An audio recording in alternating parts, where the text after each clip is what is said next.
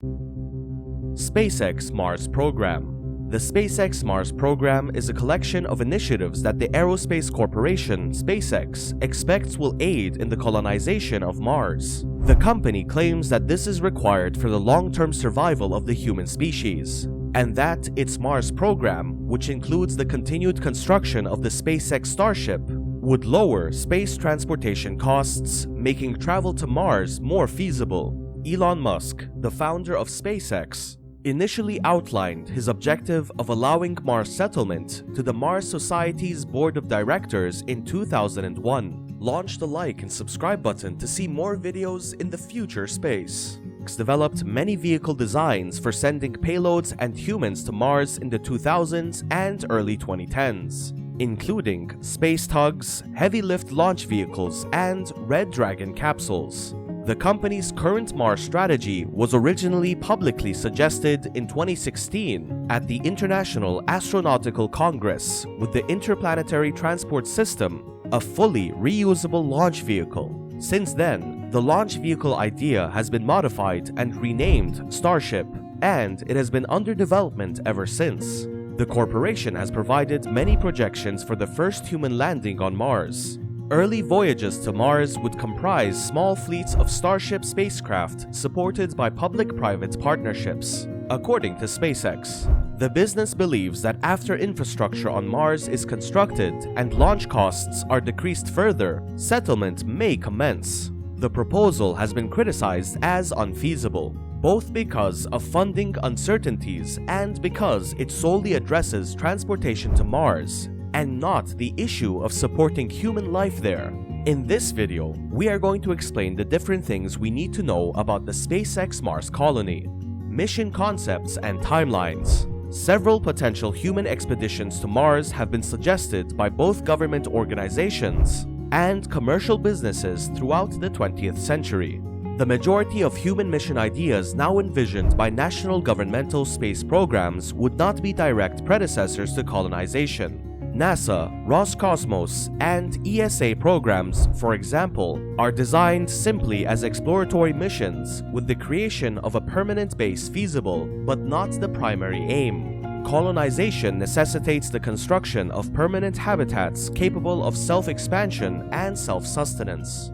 The Mars Direct and Semi-Direct ideas, championed by Robert Zubrin, a proponent of Mars colonization, are two early suggestions for creating dwellings on Mars. The United Arab Emirates revealed a proposal to construct a community on Mars by 2117 during the February 2017 World Government Summit, led by the Mohammed bin Rashid Space Center. SpaceX has suggested developing Mars transportation infrastructure to aid in the eventual colonization of Mars. The mission design incorporates entirely reusable launch vehicles, human-rated spacecraft, on-orbit propellant tankers, rapid turnaround launch/landing platforms, and on-Mars rocket fuel generation via in-situ resource utilization (ISRU). As of 2017, SpaceX's aspirational objective was to deploy cargo starships on Mars by 2024 and the first 2 crewed starships by 2026.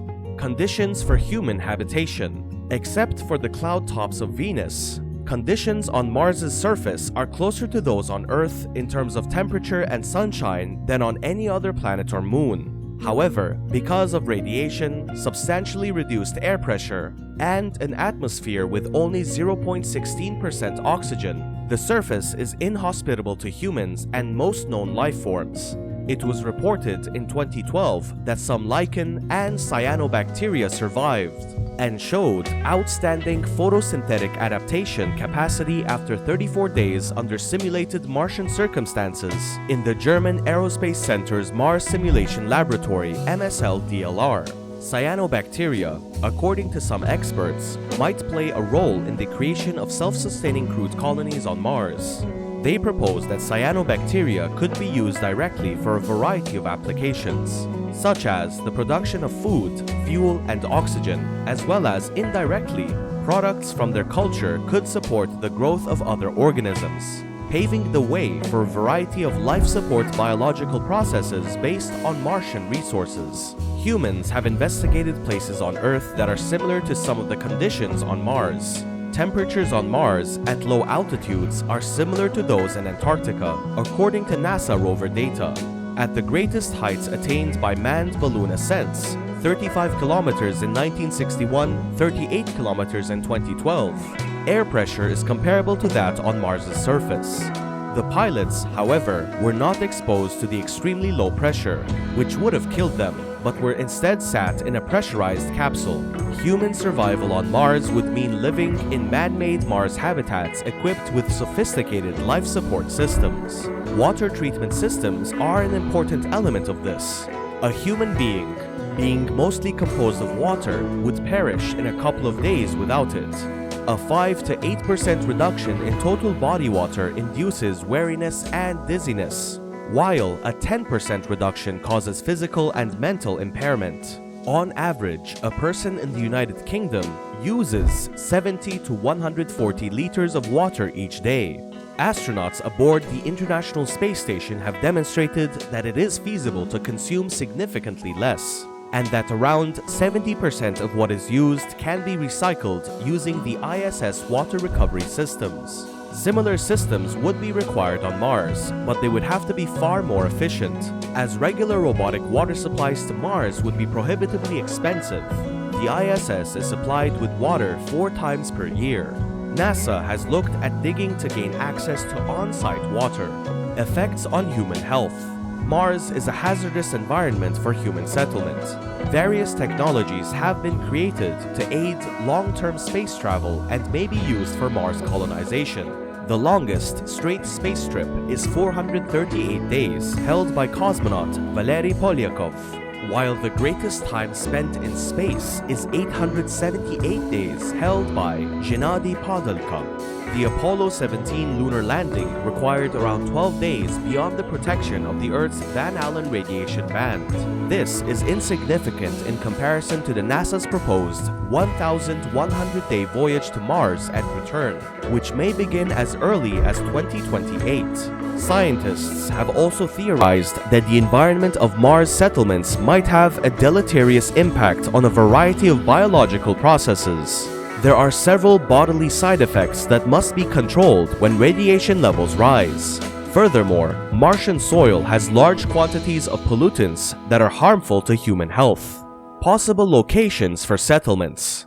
Caves. Caves would naturally provide some protection from Martian dangers for humans on the planet. These dangers include radiation, impactor events, and the broad variety of surface temperatures. The Mars Odyssey spacecraft discovered what seemed to be natural caverns near the volcano Arsia Mons. It has been postulated that settlers may benefit from the radiation and micrometeoroids protection that these or comparable buildings could give.